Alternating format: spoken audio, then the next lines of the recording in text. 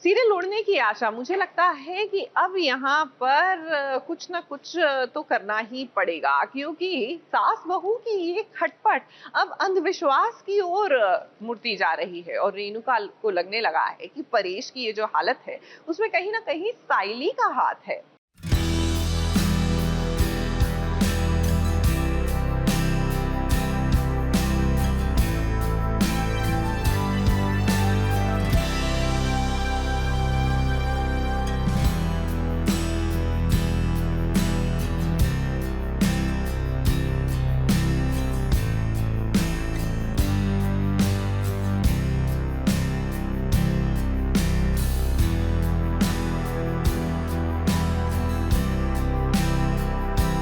अब इसमें कोई नई बात नहीं है। परेश को यूं अस्पताल में देखकर बाकी मन में जरूर ये बात आई है कि आज मेरा पति अस्पताल में भर्ती हुआ है तो इसकी वजह साइली है। ये देखा ना, साइली पर एक और इल्जाम लग गया। वैसे ये इल्जाम तो लगना ही था, क्योंकि इन दिनों कहानी जिस दिशा में आगे बढ़ रही है उसमें मेकर्स ने फैसला लिया है कि कहानी को इस तरीके से मोड़ेंगे।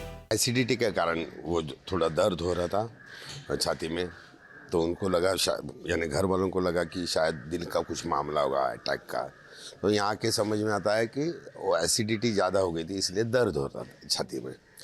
तो ये बेसिकली उसकी तैयारी है जो इस घर में क्लेश होने वाला है कि संकट आएंगे, साइली के कारण संकट आएंगे, साइली ही इसके पीछे है, उसका रहना वो अच्छा नहीं है, ऐसे सब वो जो संकेत जी बताते हैं वो एक एक होता है। बहुत सारे घरों में अंधविश्वास होता है कि इसके आने से ऐसा हो गया, इसके आने से वैसा हो गया।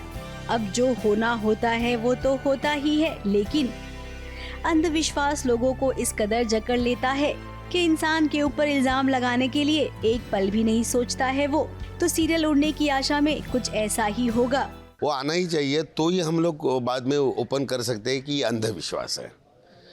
तो उसके लिए उस पर ब्लेम आता है, और वो ब्लेम से क्या क्या होता है आगे कि ये कैसे गलत है, वो लोगों को समझ में आता है कि ये सिर्फ अंधविश्वास है, ये गलत है। तो उसके लिए ये पूरा ड्रामा क्रिएट किया हुआ। जहाँ पर रेणुका के दिमाग में ये सारी बातें घर कर जाएंगी कि जो भी इनके घर में ये बुरी चीजें हो रही है वो सब साइली के कारण है। साइली इनके घर में है, इसीलिए प्रॉब्लम्स आती है। अब जब किसी इंसान के सामने बार बार ऐसा कहा जाता है ना, तो अक्सर इंसान भी खुद से सवाल पूछता है कि क्या ये सच है, कि कहीं ऐसा वाकई में तो नहीं है। साइली भी कुछ ऐसा ही सोचने को मजबूर हो जाएगी और घर छोड़कर अपने मायके चली जाएगी। वो भी कहीं डर जाते हैं कि एक बार कौन सा भी इंसान हो कि एक बार हुआ, दो बार हुआ, बार बार अगर होता रहे तो उसे भी कभी कभी लगता है कि सचमुच मेरे कारण हो रहा है। तो वो बाबा के उसको बहुत फिक्र रहती है, तो उसको लगता है कि अगर होता रहेगा तो क्यों हम लोग ऐसा करें, इसलिए वो खुद घर को छोड़ के जाती है। लेकिन उसका अंधविश्वास नहीं है, ये भी क्लियर है। तभी अंधविश्वास का चैप्टर खुलेगा और धीरे धीरे ये बातें सामने आएगी कि ये तो महज एक संजोग था, ये किसी इंसान की वजह से ऐसा वैसा कुछ हो, ऐसा होता ही नहीं है। मुंबई से प्रिया धवड़े के साथ एबीपी न्यूज रिपोर्ट।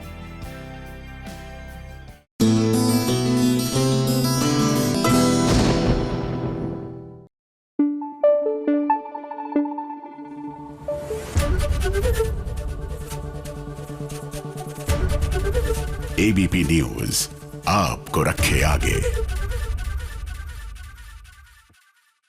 कहते हैं ना कि जब जागो तब सवेरा। अब फाइनली जाकर मन अति सुंदर में प्रथम को इस बात का एहसास हो गया है कि उसने राधा को कभी पत्नी का दर्जा तो दिया ही नहीं, तो नेचुरली बहुत ही डेविस्टेटेड है। लेकिन मेरी मानिए, हताश और निराश होने से अच्छा है कि आप जो है मेक अमेंड्स, यानी कि जो नहीं किया आप कर दीजिए।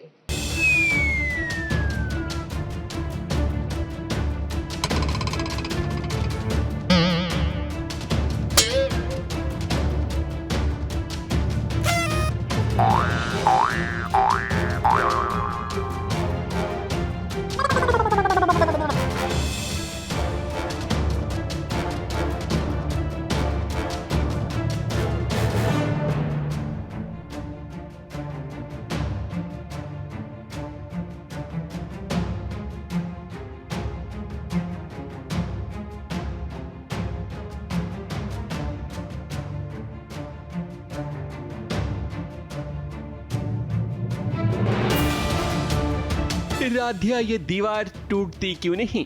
लगता है आज प्रथम ने सोच लिया है कि अपने एक एक घूंसे से घर की दीवार को हिला देगा। शायद अपनी ताकत आजमा रहा हो। कोई खेल से ज्यादा एक गुस्सा है, फ्रस्ट्रेशन है, जिसके कारण प्रथम खुद से खफा है और वो सारी भड़ास दीवार पर निकाल रहा है। मगर गुस्से में किसी और का नहीं बल्कि खुद का ही नुकसान होता है। ये बात राधिया जानती है, इसलिए तो उसे रोक रही है कि स्वामी बस कीजिए और हाथ दीवार पर न मारे, वरना लेने के देने पड़ सकते हैं। जोक सपाट, प्रथम को इस बात का गिल्ट है कि उसने कभी राधिया को एक पत्नी का दर्जा नहीं दिया। उसका रिश्ता राधिया से इतना कमजोर है कि इनके प्यार की कश्ती में कोई भी छेद कर सकता है। खुद से ज़्यादा फ्रस्ट्रेटेड है कि मैं इतना गलत कैसे कर सकता हूँ उसके साथ। वो हर चीज़ समझ जाती है, बिना कहे मेरी सारी बातें समझ जाती है, पर मैं कुछ समझ नहीं पा रहा हूँ। तो बस खुद से बहुत ज़्यादा फ्रस्ट्रेटेड है और जहाँ नज़दीकियाँ आनी चाहिए थी, इन सारी चीज़ों की वजह से वापस से प्रथम राधिया में दूरियाँ आ रही हैं और राधिया को शक भी है कि एक्चुअली सुसाइड है या नहीं है। तो बहुत सारे एंगल्स खुले हैं, बस ये देखना है कि कामिनी कोई नई चाल ना चले तो राधिया शायद से सारी चीज़ें नॉर्मल कर पाएंगी। अब क्या है कि कामिनी का सच सबके सामने आ चुका है और एक बार फिर राधिया अपनी जगह सही साबित हुई और प्रथम गलत, क्योंकि प्रथम को राधिया पर भरोसा ही नहीं होता। वो तो लोगों की बातों में आ जाता है और वो राधिया के खिलाफ हो जाता है। पर दादी ने जब से ये कड़वा सच प्रथम को बताया है, तब से उसकी आंखें खुल गई। यानी कि दादी ने प्रथम और राधिया के रिश्ते में आई ओपनर का काम किया है। दादी ने बोला कि राधिया और तुम्हारा रिश्ता इतना सॉलिड नहीं है, इतना सही से नहीं है, तुम्हारा झूठा रिश्ता है, तुम लोग साथ में बैठते नहीं हो, तुम सोते नहीं हो साथ में, तुम अलग अलग बेड पे सोते हो, तुम्हारे अंदर कोई विश्वास नहीं है। अगर तू प्यार करता या फिर तेरा विश्वास होता तो तू बिलीव करता, तो उसके बारे में जानता, कोशिश करता, तूने मान लिया एकदम से। और वो सब चीज़ें मुझे इफ़ेक्ट हो गई। मुझे लगा कि सच कह रही हैं दादी कि मैं राधिया के लिए केयर करता हूँ, लेकिन अभी भी राधिया पर भरोसा मैंने खुद से नहीं इतना बनाया है। अच्छा साथी तो वही होता है जो अपने हमसफर का ख्याल रखे। पर कोई बात नहीं प्रथम, जब जागो तब सवेरा होता है।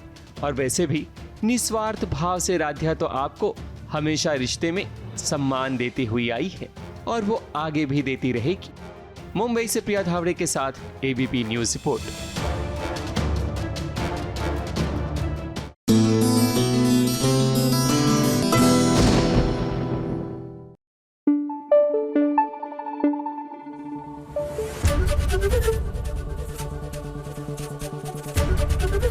एबीपी न्यूज आपको रखे आगे। देखिए, किसी भी परिवार के साथ रहने में, फॉर दैट मैटर किसी भी रिश्ते को बनाए रखने में जरूरी होता है कम्युनिकेशन। अब फिर चाहे वो घर के अध्यक्ष का बाकी सारे परिवारजनों के साथ ही क्यों ना हो। और यहाँ पर इसी कम्युनिकेशन में जो गैप आया है ना, उसके चलते हुए महादेव को लग रहा है कि उसका तो संसार ही उजड़ गया। हम बात कर रहे हैं सीरियल महादेव एंड सन्स की, जहां महादेव को रज्जी और धीरज की शादी का सच पता लग गया है।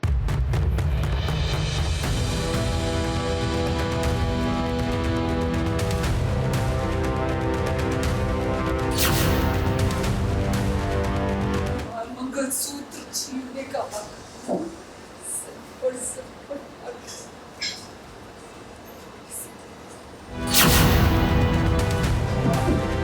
नहीं तुम्हारा, ये हमने तुमसे पहनवाया है, इसीलिए ये मंगलसूत्र यदि हमारे गले से उतरेगा ना, तो वो या तो भगवान उतारेंगे या हम खुद, तुम नहीं। विद्या! महादेव!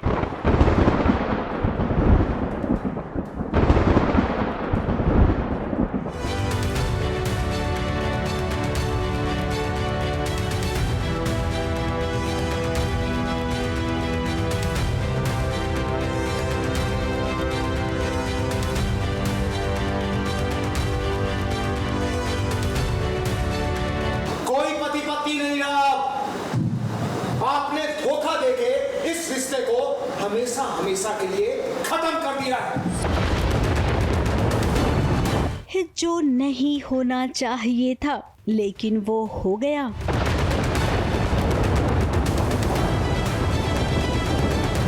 विद्या और महादेव जो एक ही सिक्के के दो पहलू थे, ये कभी नहीं सोचा होगा कि इनकी जिंदगी में ऐसे दुख भरे पल भी आएंगे जहां पर महादेव उतारू हो जाएंगे विद्या का मंगलसूत्र खींचने के लिए। नहीं है तुम्हारा हक। कौन से हक की बात कर रहे हो? हमारा हाथ मांगने हमारे पापा के पास आए थे तुम। कौन से हक की बात कर रहे हो? अब कोई भी सुहागन औरत ये बर्दाश्त नहीं कर सकती है, सो विद्या ने भी नहीं किया। ये मंगलसूत्र यदि हमारे गले से उतरेगा ना तो वो या तो भगवान उतारेंगे या हम खुद, तुम नहीं। संसार का नियम है कि जहाँ पर परिवार में इतने लोग रहते हैं वहाँ पर मनमुटाव होता ही है। आप किसी से कितना भी प्यार कर लो लेकिन विचार नहीं मिलते हैं। तुम्हारे डर के कारण आशु शराबी बन गया, तुम्हारे डर के कारण कि तू लड़की भगा के लाया, तो तुम्हें तो खुश होना चाहिए ना कि कम से कम धीरज और रची ने प्रेम विवाह तो नहीं किया, हमने की उनकी शादी जबरदस्ती। खुश हो जाओ इस बात से। विद्या, बदतमीजी नहीं, यहाँ सब लोग देख रहे हैं। बदतमीजी हम कर रहे हैं? ये खींचते वक्त तुम्हें बदतमीजी नहीं लगी तब सब लोग देख नहीं रहे थे?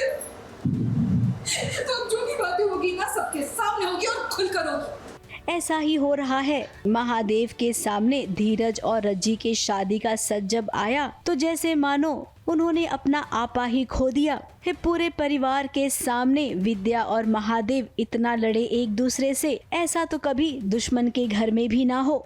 देख रहे हैं कितनी इज्जत की है आपने हम दोनों, और खासकर हमारी इन दोनों की शादी करा के। देख लिया हमने, देख लिया। क्या बोल रहे हो? हम गिनाए तुम्हारी गलतियां? हमने तुम्हारी गलतियां गिनाना शुरू कर दिया ना तो बच्चों के सामने नाक नीची हो जाएगी तुम्हारी। इतने सालों से विद्या महादेव का साथ दे रही थी और अगर उसने एक गलती कर भी दी तो महादेव को बिल्कुल हक नहीं है जो उन्होंने अभी पूरे परिवार वालों के सामने किया। कल की आई बहू मोगरा ने वो कर दिखाया जो शायद किसी ने सोचा भी नहीं होगा करने के लिए। धीरे धीरे तुम भी भानु जीजी की तरह बन ही गए हो। आखिरकार हार गए तुम। भानु वाजपेयी से और बन गए उसकी तरह तानाशाह। विद्या और महादेव के रिश्ते में दरार आ गई और आज विद्या ने महादेव के सामने ये बात रखी कि कैसे अपने ही परिवार पर वो खुद अकेले ही सारी बातों को थोपा करते हैं। महादेव, सच में आज भानु कितनी खुश हो रही होगी ना महादेव के घर की ऐसी हालत देखकर। उसने तो कसम खाई थी कि महादेव के परिवार को बर्बाद कर देगी और हमें लगता है कि उसकी कसम आधी सच हो गई है और आधी बची हुई मोगरा पूरी करेगी। और इनमें से अगर किसी को भी ऐसा लगता है कि हम तानाशाह नहीं है, हम किसी को डरा धमका के नहीं रखते, तो वो हमारी तरफ आके खड़े हो जाएंगे। महादेव अगर ऐसे ही अपने परिवार पर शक करेंगे, बात बात पर उनसे सवाल पूछेंगे, तो भाई महादेव को आगे बर्बादी से कोई नहीं बचा सकता। ABP news report.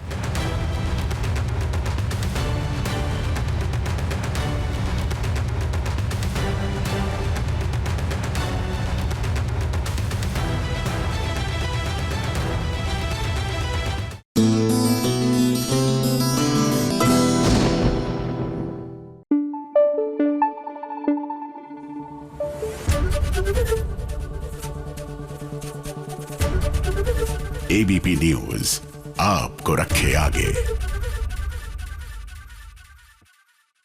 हो जाइए फटाफट से सवार हमारी फटाफट एक्सप्रेस पर, कीजिए एंटरटेनमेंट की दुनिया की सैर फटाफट से। आ गई है फटाफट खबरों की रेलगाड़ी, और फटाफट खबरों की रेलगाड़ी जब आती है तब अपने साथ ढेर सारी खबरें लाती है। तो शुरू करते हैं आज की फटाफट खबरों की रेलगाड़ी। फटाफट खबरों की रेलगाड़ी का सबसे पहला स्टेशन है सीरियल मंगल लक्ष्मी का सेट। मंगल की खातिर जयराज ने अपनी जान को खतरे में डाल दिया था, जिसके खातिर तो उसे अस्पताल में लाया गया जहां उसका ऑपरेशन हो रहा है। अच्छा हुआ कि डॉक्टर्स ने सही समय पर जयराज की लगी गोली को निकाल दिया, वरना जहर फैलने का खतरा बढ़ जाता। मंगल परेशान थी जयराज को लेकर, मगर अब उसे सुकून मिल गया है कि चलो जयराज की जान तो बच गई। बहुत सारे इमोशंस हैं मंगल के दिल में जो है, और मंगल बस यही प्रार्थना कर रही है कि बस किसी तरह से जयराज जी बच जाए। और यहाँ पे AB नेगेटिव उनका ब्लड ग्रुप है, जो कि आदित्य जी से मैच करता है, और आदित्य जी ने मना कर दिया है। आदित्य जी अलग सवाल पूछ रहे हैं मंगल से कि तुम्हारा उनके साथ में कोई चक्कर है क्या, तुम इतनी बावली क्यों हो रही हो उसको खून देने के लिए। वो भी एक मेजर अमेजिंग सीन है। फटाफट खबरों की रेलगाड़ी का अगला स्टेशन है सीरियल मन सुंदर का सेट। दादी ने रूही को किडनैप कर लिया है और ऐसी जगह पर लेकर आ गई है जहां नाहर कभी पहुंच ही नहीं सकता। रूही को होश नहीं है कि वो कहां है, और दादी को तो देखो, उन्होंने रूही की मांग का सिंदूर भी निकाल दिया और मंगलसूत्र को भी तोड़ दिया है ताकि नाहर की सारी निशानियां मिट जाए। हाँ बिल्कुल, क्योंकि दादी यही चाहती है ना कि रूही हमेशा के लिए नाहर की जिंदगी से दूर चली जाए। अब उसके पास अगर मंगलसूत्र रहा, उसकी निशानी रही, तो कल को वो यूज़ कर सकती है उसे, इसलिए बेटर है मैंने वो मंगलसूत्र भी तोड़ दिया और उसकी मांग का सिंदूर भी मिटा दिया ताकि कोई निशानी ना रहे उसके सुहाग की। फटाफट खबरों की रेलगाड़ी का अगला स्टेशन है सीरियल सैराब का सेट। नोयोनिका की तस्वीर जब से ईशान के साथ वायरल हुई है, तब से उसकी सास उसके पीछे पड़ गई है कि उसने बताया कुछ और था और हुआ कुछ अलग। घर में नोयोनिका हमेशा सहमी सहमी होती है, किसी को कोई लेना देना नहीं है कि नोयोनिका ने खाना खाया या नहीं, पर उन्हें बस अपने जवाब से मतलब है। हाँ, अभी आगे क्या ट्विस्ट टर्न्स आ रहे हैं पता नहीं है, लेकिन मेरा तो निशाना सिर्फ नोयोनिका है। वो आगे पीछे अभी गलत करेगी तो उसके ऊपर मेरी रिएक्शन अलग आएगी। फिलहाल तो ये है कि उसने बताया क्यों नहीं, बस ये सिंपल सा मेरा पॉइंट है। मतलब मैं चाहती हूँ कि वो आंसरेबल हो, जब भी हम कुछ पूछे तो उसका वो जवाब उसी वक्त सही दे, तो ये मेरा प्रॉब्लम है। फटाफट खबरों की रेलगाड़ी में आज बस इतना ही। ABP news report.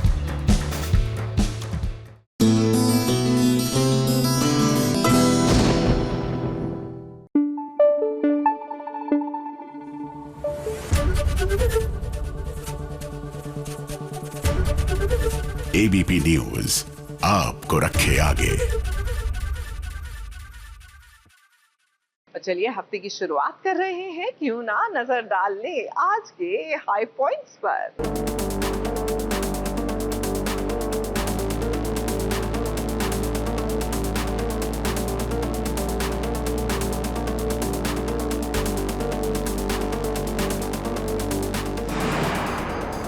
हफ्ते की शुरुआत हो चुकी है, ऐसे में आप सभी के लिए लाए हैं सीरियल्स के हाई पॉइंट्स, जहां आपको पता चलेगा कि आपके फेवरेट शोज में क्या नया धमाका होने वाला है।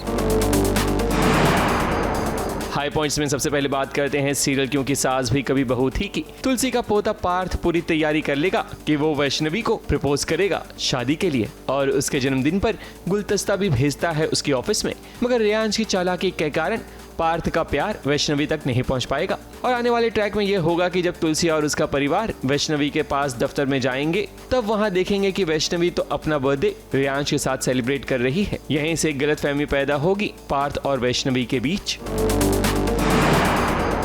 अब बात करते हैं सीरियल ओ हमनमा तुम देना साथ मेरा की। आने वाले ट्रैक में आग लगने के कारण अपराजिता दफ्तर में फंस जाएगी। फिर क्या, उसे बचाने कोई और नहीं बल्कि रक्षित आएगा, और वहां उसे पता चलेगा कि अपराजिता अपनी शादीशुदा जिंदगी में खुश नहीं है।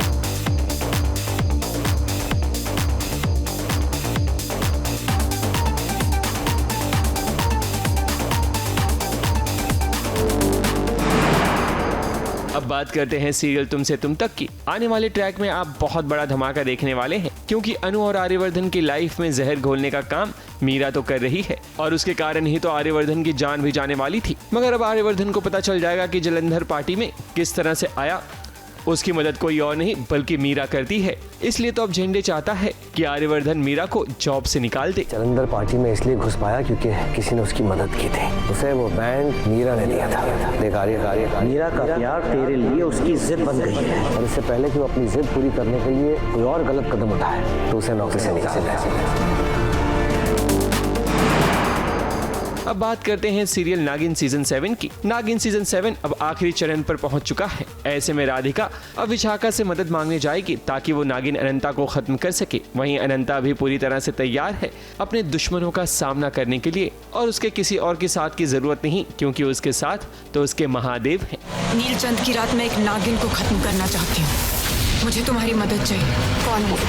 तुम्हारी सबसे बड़ी दुश्मन की बेटी। महादेव, मुझे वो शक्ति प्रदान कीजिए जिससे ड्रैगन का विनाश उसकी नियति बन जाए। अब बात कर रहे हैं सीरियल गंगा माई की बेटियां की। स्नेहा के कारण ही सिद्धू सलाखों के पीछे पहुंच चुका है और दुर्गावती अपने बेटे को जेल से छुड़ाने की पूरी कोशिश करेगी, मगर वो कामयाब नहीं हो पाएगी, क्योंकि जब तक स्नेहा अपना केस वापस नहीं लेगी तब तक कोई भी कुछ नहीं कर सकता। अब दुर्गावती के लिए बहुत बड़ा चैलेंज होगा कि वो भला कैसे स्नेहा के सामने अपने बेटे के लिए मदद मांगे। जी सिद्धू पर जो आरोप है ना, इसमें जमानत आसानी से नहीं मिलती। हमारा भाई सिद्धू तभी बाहर आ सकता है जब वो लड़की खुद यहाँ पर अपनी शिकायत वापस ले। हाई पॉइंट्स में आज बस इतना ही। ABP news report.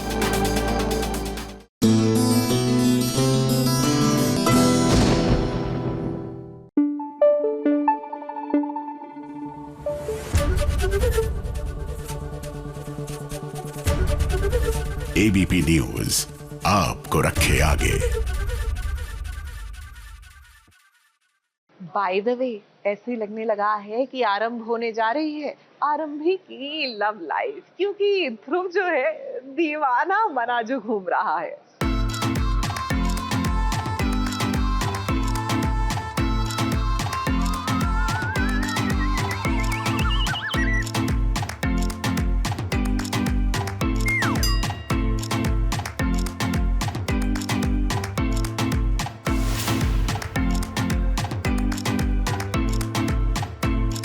आरंभी के पीछे पीछे घूमेगा ये दीवाना, जहाँ जहाँ आरंभी जाएगी साथ साथ ध्रुव भी जाएगा।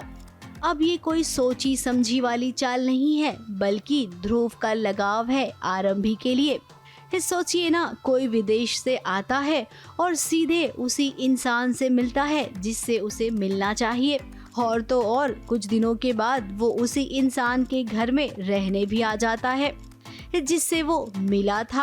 आरंभी की लाइफ में अपनी खुद की बहुत सारी दिक्कतें चल रही हैं, तो उसका कोई ऐसा ना ही उसका कोई इंटेंशन है, ना ही आई थिंक अभी ध्रुव का कोई इंटेंशन है कि वो जानबूझ के बात करना चाह रहा है ऐसा कुछ भी। बट आई थिंक उसका अलग कुछ चल रहा है, आरंभी का अलग कुछ चल रहा है लाइफ में, ध्रुव का अलग कुछ चल रहा है लाइफ में। कैसे ये दोनों चीज़ें कोलाइड होंगी वो इंटरेस्टिंग होगा। अब ध्रुव को देखकर तो ऐसा बिल्कुल नहीं लग रहा है कि वो नहीं चाहता है कि आरंभी से वो मिले, बल्कि हमें तो ऐसा लग रहा है कि वो चाहता है कि वो आरंभी के आसपास ही रहे। इस घर में आरंभी की ससुर की वजह से वो रह रहा है। ये तो केवल एक बहाना है, उसे तो आरंभी के करीब आना है। एक किचन में वो ये देखने आया है कि जो कुछ बन रहा है वो कितना हाइजीन है। कहीं कुछ ऐसा वैसा खाकर उसकी तबीयत खराब हो गई तो बेसिकली वो केवल आरंभी को छेड़ रहा है।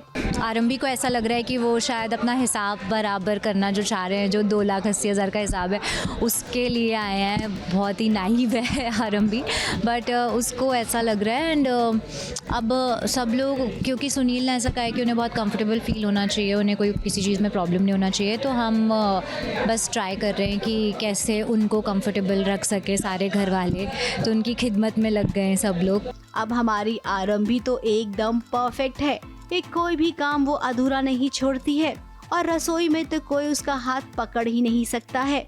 ध्रुव बाबू, जरा एक बार आप आरंभी के हाथ का खाना तो खाइए, उंगलियां चाटते रह जाएंगे, इसकी गारंटी है। हमें सिर्फ इतना पता है कि न्यू पल्स हॉस्पिटल का आधा मालिक वो है, इसलिए कि जो सुनील टंडन है, जो डिम्पल या जो मैं कर रही हूँ किरदार, उसके जो हस्बैंड हैं, उन्होंने उसके साथ पार्टनरशिप की डील की थी। ये अभी हमें रिवील होता है। तो और वो चूँकि आधा मालिक है हॉस्पिटल का, तो वो उसको लगता है कि वो आधी हमारी ज़िंदगी का भी मालिक हो गया है, ऐसा मुझे लगता है। फैंस को आरंभी की जिंदगी में ध्रुव की एंट्री अच्छी लग रही है। वैसे इसके लिए हमें अवंतिका को थैंक्स कहना चाहिए, क्योंकि अवंतिका को लगता है कि ध्रुव और आरंभी को लेकर वो लोगों के कान भरेगी, आरंभी के कैरेक्टर पर सवाल खड़े करेगी। इससे क्या होगा? अरे विश्वास के लिए उसका रास्ता क्लियर हो जाएगा। अवंतिका इस समय पूरी कोशिश ये कर रही है कि आरंभी किसी तरह से विश्वास की ज़िंदगी से निकल जाए। तो जब ऐसा होगा तो इसके लिए अवंतिका सारी कोशिशें करेगी। हो सकता है वो डीसी का भी इस्तेमाल करे, यू नो कि कुछ बदनाम करने के लिए आरंभी को या कुछ ऐसा आगे करे।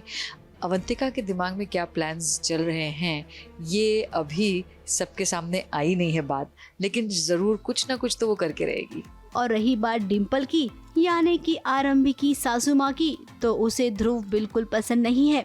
वो नहीं चाहती है कि ध्रुव इसी घर में रहे, लेकिन पति ने कहा है कि बिजनेस साथ में कर रहे हैं, तो ध्रुव जो कह रहा है उसे मानना पड़ेगा। हमें तो आरंभी के लिए खुशी है कि अब उसे सपोर्ट करने वाला फाइनली कोई तो है घर में। मुंबई से कैमरामैन सुजीत मिश्रा और प्रिया धवड़े के साथ एबीपी न्यूज रिपोर्ट।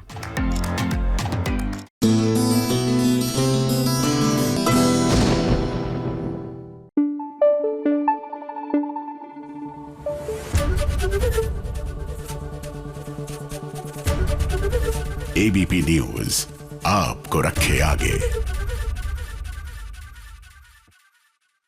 अगर आप भी इंतजार कर रहे थे मेरी तरह मन्नत और विक्रांत के एक होने का, तो अब ये इंतजार लंबा हो चुका है, क्योंकि क्या है ना कि अब वो तो आपने ट्विस्ट देख ही लिया कि विक्रांत की जान खतरे में थी और बचाई किसने? मान्यता ने। यानी कि मन्नत की लाइफ में एक और स्पीड ब्रेकर आ गया है। जी हाँ, before she and Vikrant can be together.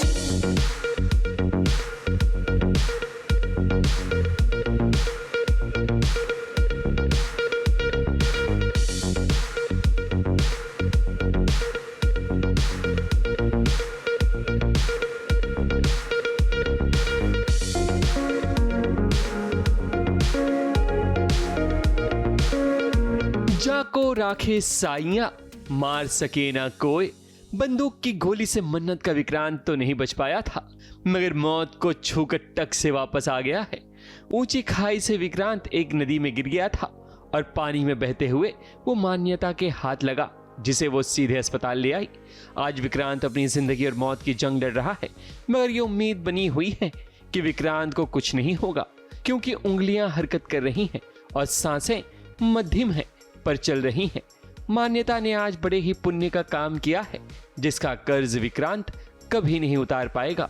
अगर आज ये ना होती तो विक्रांत का बचना मुश्किल ही नहीं, नामुमकिन था। इसलिए तो सैम को भी अपनी बहन पर काफी गर्व है। Vikrant doesn't know too much about कौन सी family है। All he knows is वो तो बेचारा unconscious है, but Adnan can tell you that this really nice family finds him. मान्यता and Sam का पूरा नाम आपको पता लग जाएगा।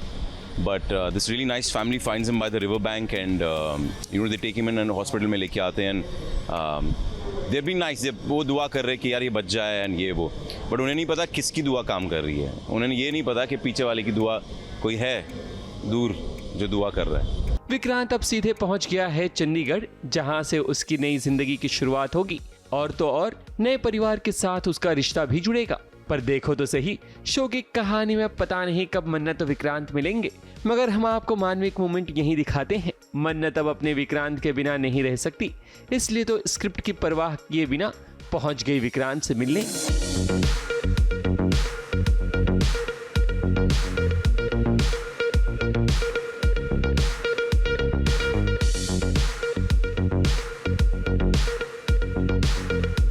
जितनी आसानी से मन्नत विक्रांत को मिल गई, उतनी आसानी से कहानी में तो नहीं मिल पाएंगे, क्योंकि अब विक्रांत की जिंदगी में चौथी लड़की की एंट्री जो हो गई है, जिसका नाम है मान्यता। मान्यता की बड़ी बहन सैम तो और भी खतरनाक है, क्योंकि अपनी बहन की खुशियों के लिए वो कुछ भी कर सकती है। विक्रांत को गोली लगी और वो नदी में गिर गया, तो जहाँ वो बहता हुआ आता है वहाँ पर हम पूजा कर रहे होते हैं, और मैं उस शहर की थोड़ी सी नामी गिरामी इंसान हूँ। सो मैं वहाँ पे पूजा करी जहाँ पे मेरा राज चलता है थोड़ा सा, तो हमें वो मिल जाता है और हम उसे लेकर आते हैं, और उसके बाद मेरी सिस्टर को वो पसंद आ जाता है समहाउ, और वो मुझे बोलती है कि मुझे ये चाहिए, तो अब चाहे कुछ भी हो जाए वो चाहिए। लॉटरी तो लग गई है, अब विक्रांत की लॉटरी लगी है या मान्यता की, वो तो आपको आगे पता चलेगा। पर मान्यता एक ऐसी लड़की है जिसे बहुत सारे लोग प्यार करते हैं, पर उसे किसी से प्यार नहीं होता। पर फाइनली उसकी लाइफ में विक्रांत आता है और उसे विक्रांत से एक तरफा प्यार हो जाता है। एक तरफा भी नहीं कहेंगे, क्योंकि समहाउ जब विक्रांत बेहोश होता है तो उसका नाम लेता है बार बार, तो उसे लगता है कि शायद भगवान ने इस लड़के को मेरे लिए भेजा है।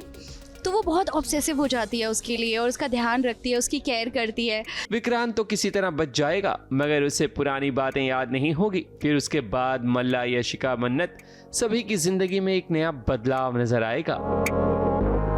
मुंबई से विशाल शर्मा के साथ एबीपी न्यूज रिपोर्ट।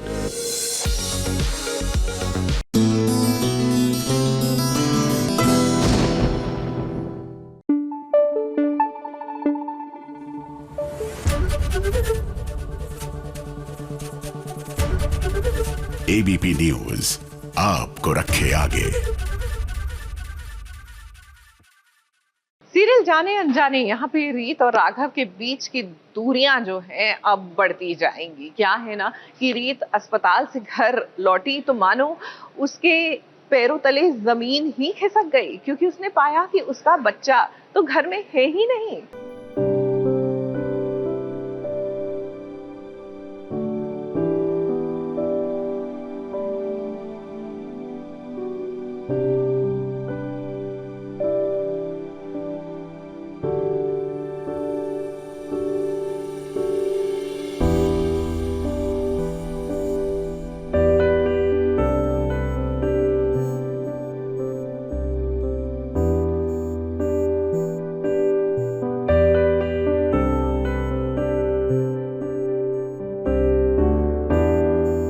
आप सबने तो देख ही लिया होगा कि रीत का बच्चा कैसे बुआ जी ने चुराकर इस बात को साबित कर दिया है कि रीत का बच्चा इस दुनिया में आने से पहले ही मर गया। रीत भी इस बात को मान गई है और किसी भी माँ के लिए अपने बच्चे की मौत की खबर उसकी अपनी मौत जैसी होती है। पूरी तरीके से रीत टूट गई है। लाके दीजिए ना, वापस लौटाइए ना राघव प्लीज। कैसे मत कीजिए ऐसे बातें जो आप नहीं निभा सकते। मैंने कहा चुप हो जाइए। मैंने कहा चुप हो जाइए। और अब जब सब कुछ खत्म हो गया है तो आपको क्या लगता है कि आपके इन शब्दों से सब ठीक हो जाएगा?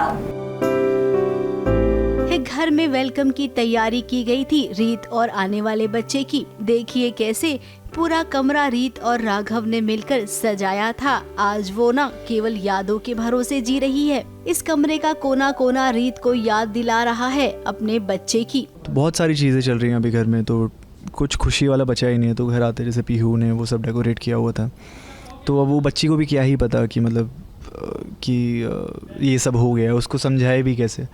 और वो सब बाकी सब के लिए तो बहुत पेनफुल है, वो हर्ट करती है वो बातें जो बार बार वो बेबी की बातें कर रही थी। उसे तो उम्मीद थी, हम सबको थी इनफैक्ट, और जो हुआ वो सब अनएक्सपेक्टेड था। तो एकदम से हुआ तो वो चीज़ें थोड़ा सा प्रोसेस करने में थोड़ा टाइम जाएगा, तो बाकी टाइम के साथ ही लोग। वहीं बुआ जी तो खुशियाँ मना रही है। अब बुआ जी ना बहुत खुश होती हैं जब जब रीत को तकलीफ होती है। उन्होंने पूरी कोशिश की कि रीत छल्ली छल्ली हो जाए। ये मेरा ही खेल था, मैं हर बात पे हर मोमेंट पे इनको एक तीर से बींधना चाहती हूँ ताकि इनका दिल छलनी हो जाए, छलनी। देखिए बुआ जी का कैरेक्टर ही वो है कि जले पे नमक कैसे छिड़कते हैं। उनके अलग अलग अंदाज में अलग अलग आइडियाज़ उनके पास आते रहते, पता नहीं कहाँ से। राघव रीत की ज़िंदगी में उथल पुथल मच गया है और वो लोग बहुत दुखी लग रहे हैं, पूरी फैमिली दुखी है।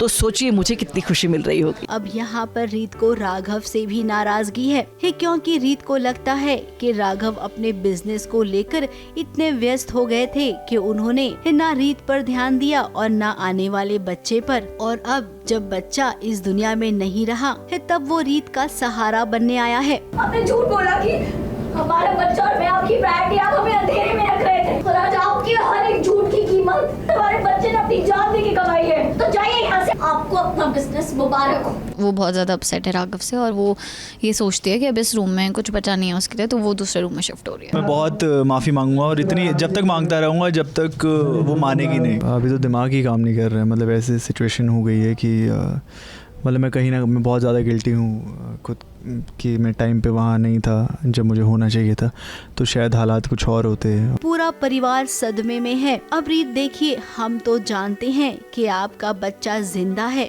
बुआ जी ने केवल बच्चे की अदला बदली कर दी है। हाँ, उसे तो पता है कि शालिनी जी बुआ जी है, हमेशा से ये बात का डाउट रहा है, लेकिन वो साबित नहीं कर पा रही अभी भी। लेकिन समझ नहीं आ रहा है कि आपको कैसे बताएं, आपको कब पता चलेगा कि आपका बच्चा जिंदा है। बुआ जी के रहते ये इतनी आसानी से तो नहीं होगा, लेकिन हाँ एक न एक दिन जरूर होगा।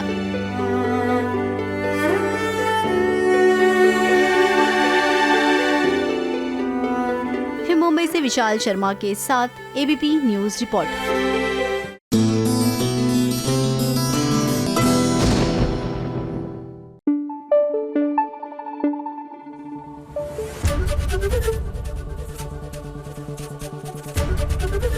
एबीपी न्यूज आपको रखे आगे। हमने घर छोड़ा है, रिश्तों को तोड़ा है, दूर कहीं जाएंगे, एक नई दुनिया बसाएंगे। गाना गा के इसलिए नहीं सुना रही क्योंकि पता है ना कि वहां से फाइन लग जाता है मेरे गाने पे, उफ, नॉट जस्ट मेरे गाने पे, किसी भी गाने पे। बट द पॉइंट इज कि घर छोड़कर एक नई दुनिया बसाने निकलाए हैं। ये रिश्ता क्या कहलाता है में अरमान अबीरा।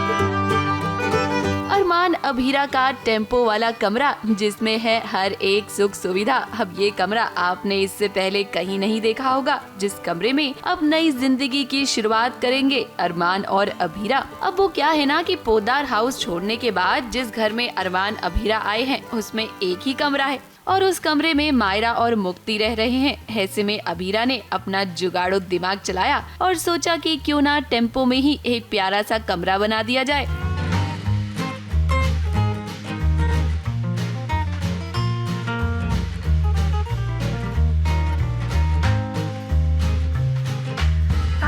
इस कमरे में जरूरत का हर एक सामान है। हाँ, थोड़ी सी दिक्कत भी है, गर्मी है, मच्छर है, लेकिन क्या हुआ, अबीरा है तो कोई टेंशन नहीं।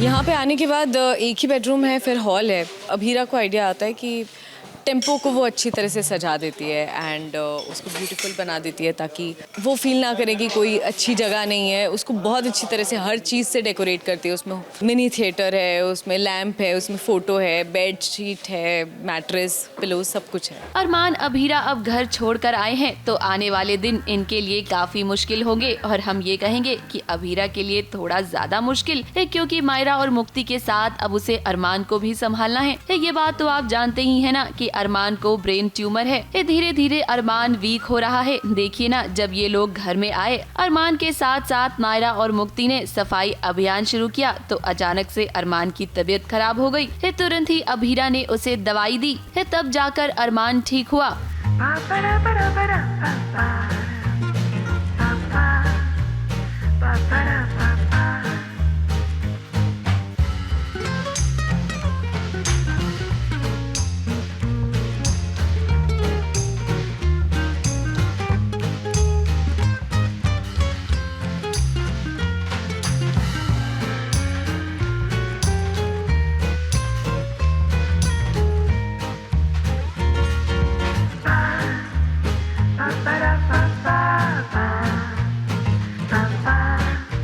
पोद्दार हाउस नहीं रहने का फ़ैसला तो कर लिया है हमने। उसके बाद में गराज हाउस तो आना ही था। यही एक जगह है जो हमारी है। स्ट्रगल तो है ही यहाँ पे रहना। मायरा को आदत नहीं है, मुक्ति भी, मतलब सबको फैमिली की आदत हो गई थी बट उनको सच बता नहीं सकते बच्चों को। हीरा के लिए बहुत ज़्यादा इम्पॉर्टेंट है कि अरमान इस चीज़ से गुजर रहा है तो एनीवे उसके बहुत ज़्यादा नेगेटिव थॉट्स आ ही रहे होंगे।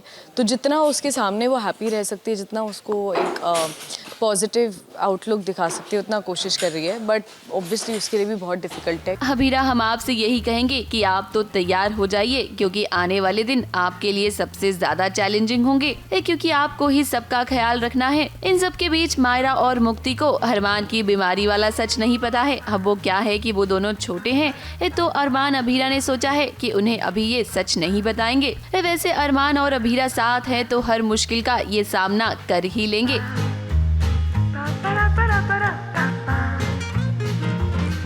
मुंबई से शिवानी सिंह के साथ एबीपी न्यूज रिपोर्ट।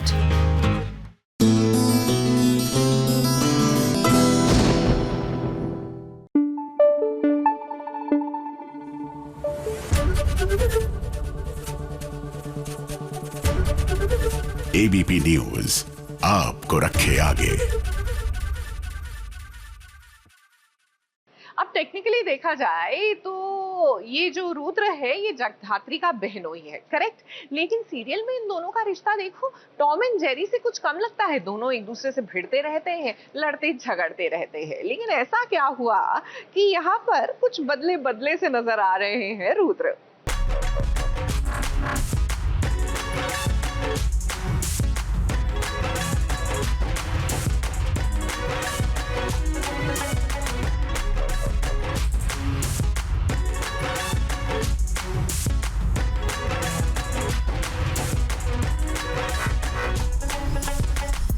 रिश्ते में तो रुद्र जगधात्री के बहनोई लगते हैं, लेकिन हरकतें हैं इन दोनों की टॉम एंड जेरी वाली।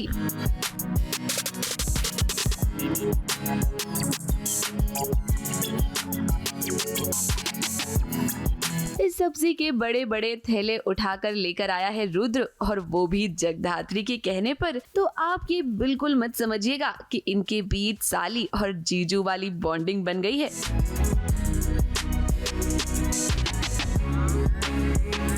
ये दोनों आज भी एक दूसरे के दुश्मन हैं। अब क्या करें, दोनों ऐसी सिचुएशन में फंस गए हैं कि दोनों को झूठ बोलना पड़ रहा है, नाटक करना पड़ रहा है। और इसीलिए देखिए रुद्र भी जगधात्री का कहा मान रहा है। जाती है, मैं भी मार्केट जाता हूँ, वहाँ पे जो होता है उसके बाद शी आस रुद्र के मुझे घर लेके चलो, क्योंकि मेरे पास इतना सामान है। तो रुद्र भी समझ नहीं पाता, ऑब्वियसली वो भी उस पोजीशन में था जहाँ पे उसको एक्सप्लेन नहीं कर सकता है कि वो यहाँ पे क्यों। तो बोलता है ठीक है चलो। फिर वो लेके आती है, उसको सब्जी वगैरह पकड़ा के लेके अंदर जा रही है, जो कि उसने कभी आज तक किया नहीं है। उस कैरेक्टर की और दोनों की सिचुएशन बड़ी दोनों एक दूसरे पे नज़र रखे हुए हैं, दोनों एक दूसरे को समझ चुके हैं कि कुछ तो गड़बड़ है, और वो भी समझ चुका है ये पुलिस वाली और वो भी, बट दोनों प्रूव नहीं कर पा रहे उस बात को। तो it's a very interesting scene to see. Rudra का टारगेट था दादी को घायल करना, और जगधात्री का टारगेट ये था कि दादी को बचाना किसी भी हाल में।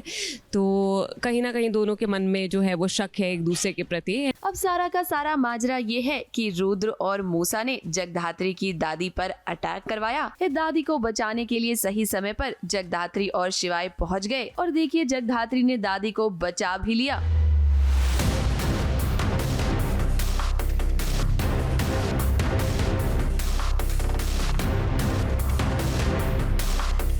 चला है कि मूसा आया था ना लास्ट टाइम हमारे घर पे, वो अगरबत्ती देकर गया है, और उसका ये सिग्नल है कि अब तुम्हारे ऊपर जानलेवा मतलब हमला है।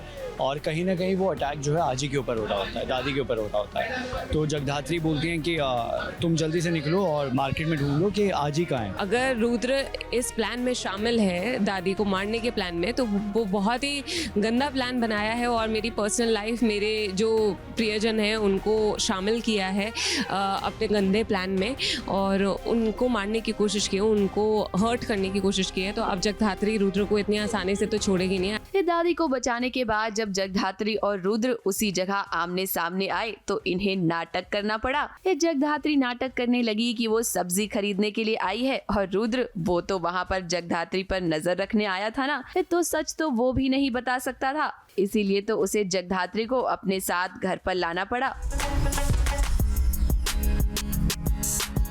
अब घर वालों ने जब पूछा कि इतनी सारी सब्जियां क्यों लाई गई हैं, तो बातों ही बातों में रुद्र ने कह दिया कि दादी की 13वीं होगी। ये सुनकर जगधात्री को शक हो गया रुद्र पर कि दादी पर जो अटैक करवाया है वो रुद्र ने ही करवाया है। अब देखिए सिचुएशन ऐसी है कि रुद्र ने ना जानबूझकर दादी पर अटैक करवाया ताकि वो सच का पता लगा सके कि जगधात्री एक स्पाई है या नहीं। तो अब हम ये कहेंगे कि इनके बीच जो चोर पुलिस का खेल चल रहा है ना, वो इतनी जल्दी खत्म नहीं होगा। मुंबई से सोनू शुक्ला के साथ एबीपी न्यूज रिपोर्ट।